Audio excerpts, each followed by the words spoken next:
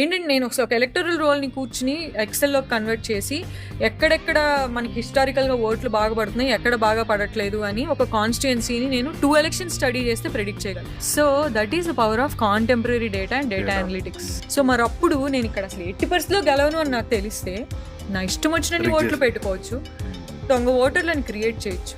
వాళ్ళకి election commission ఏమంటుందంటే దొంగ ఓట్లు ఉండుండొచ్చు, అందులో వాళ్ళందరూ వెళ్ళి ఓటేశారని గ్యారంటీ ఏంటి అంటుంది. అసలు ఎలక్షన్ కమిషన్ అలా అనొచ్చా? దొంగ ఓట్లు ఉండకూడదు అని కదా అనాలి. సాయంత్రం 5 నుండి అప్పటిదాకా 50% ఉన్న టర్న్ అవుట్, ఎలక్షన్ క్లోజ్ అయ్యేది 6కి, అప్పటికల్లా 70% అయిపోతుంది టర్న్ అవుట్. 20% మంది ఎలా ఓట్లేస్తారు గంటలో?